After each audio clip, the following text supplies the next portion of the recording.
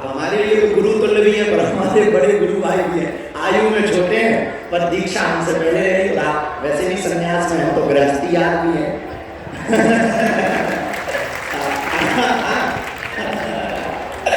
बल्कि महाराज जी कह रहे थे तुम्हारा कान पड़वा रहे हैं, हमने आप भाड़ में गया, बाबा बनाना ही है तो कान का पड़वा नागा ही बना दो। ये तो मजे की बात है, हम साधुओं की होती रहती। तो हमारे गुरु भाई और श्री राजस्थान की दूसरी विभूति परम पूज्य आचार्य श्री अभयदास जी महाराज जी जो माइक अभी पकड़े थे, हरिद्वार की भूमि से आए हैं। हरियाणा में भी बड़ा जलवा है और हमारे बहुत ही प्रिय आत्मीय, देश तो क्या विदेशों में ज़्यादा पहचाना जाता है, आचार्य पूज्य श्री राम जी महाराज जी भी विराजमान है। पूज्या माँ भगवती जी भी विराजमान है और उनके बगल में हम आज पहली बार मिले, पर दूरभाष से तो 2-3 बार हमारी वार्ता हुई। आपको सबने सुना है, बाल्यकाल से ही आपने भगवत चर्चा का प्रचार प्रसार किया। अनूठी ठाकुर जी की कृपा है, देवी चित्रलेखा जी भी विराजमान है और आपने बहुत एक सूक्ष्म कागर में सागर भर करके अपनी वाणी को रखा। सभी संतगण, सभी आचार्यगण, अब कहना क्या, जो हमें कहना था वो हमारे काका गुरु जी ने कह दिया है। और एक बात हम बोलेंगे, घटना दुखद है, इसमें कोई संदेह नहीं, पर एक प्रार्थना करें, याद रखो, भारत वालों, साव और शिव पर राजनीति नहीं की जाती। साव और शिव राजनीति का विषय नहीं है। साव और शिव दोनों राजनीति का अड्डा नहीं है। घटना निश्चित रूप से दुखद हुई, लाखों लोग थे, करोड़ों लोग थे, स्वाभाविक रूप से ऐसी परिस्थिति होती है। सरकार ने अपनी कोशिशें की, उन कोशिशों के आधार पर फिर भी श्रद्धा का यहाँ उबाल है, सनातन का उबाल है और ये भारत वर्तमान समय में नया इतिहास सनातन का गढ़ रहा।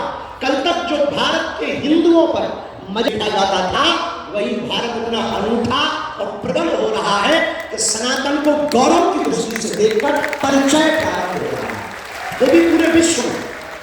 बुरा न मानना, किसी को बुरा लगे, हम इतना कह सकते हैं कि वर्तमान में जितनी भी विचित्र स्थितियां महाकुंभ में प्रकट हो रही, इसके पीछे बहुत बड़े बड़े षड्यंत्र हैं। अगर बहुत बारीकी से जांच की जाएगी तो सनातन को मिटाने की कोशिश करने वालों के नाम उसमें आगे आएंगे और हम तैयार हैं। अगर कोई हमसे पूछेगा तो हम ऑफिशियली इसलिए भी बोल सकते हैं क्योंकि हमें अपनी परंपरा का निर्माण करना और कुछ दिनों तक और जिंदा भी रहना। मरना सबको है, पर कुछ दिनों तक और जिंदा रहना है ताकि उनकी ठटली बात दे।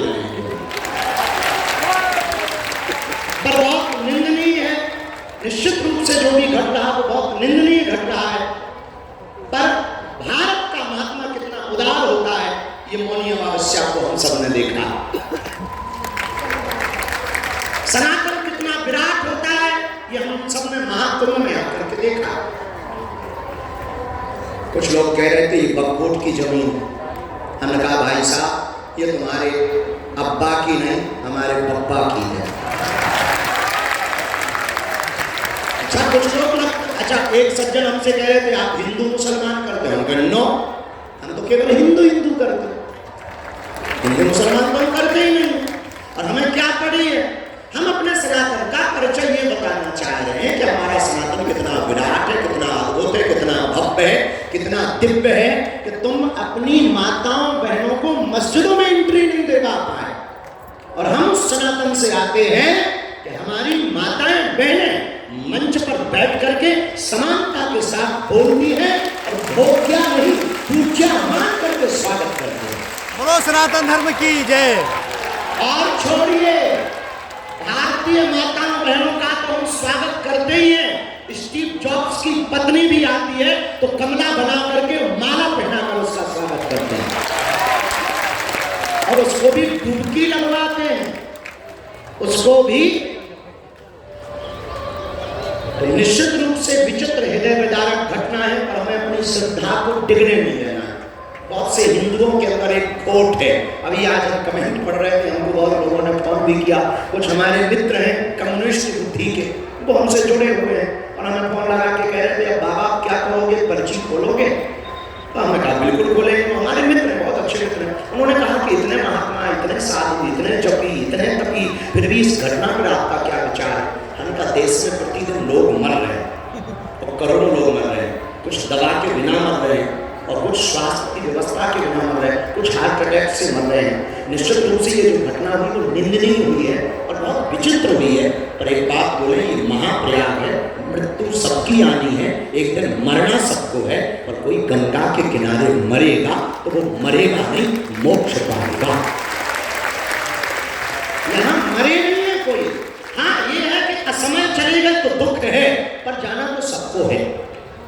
ये बात तय है कि कोई 20 साल बाद जाएगा, कोई 30 साल बाद जाएगा, हमें भी जाना, तुम्हें भी जाना। तो असमय चलेगा तो इस बात का दुख है, लेकिन उनकी मृत्यु नहीं हुई है।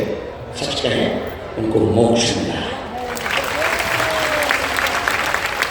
आज संत समाज ने एक नया उदाहरण प्रस्तुत किया कि हम केवल कथा नहीं करते, हम केवल हिंदुओं पर चर्चा नहीं करते, हम केवल संतों की महिमा का वर्णन नहीं करते। जब अपने भक्तों के ऊपर विपदा आती है तो हम भगवान से प्रार्थना करने के लिए मंच सजाते हैं, संतों को बुलाते हैं और उनकी आत्मा की शांति के लिए संतों का आवाहन करते हैं।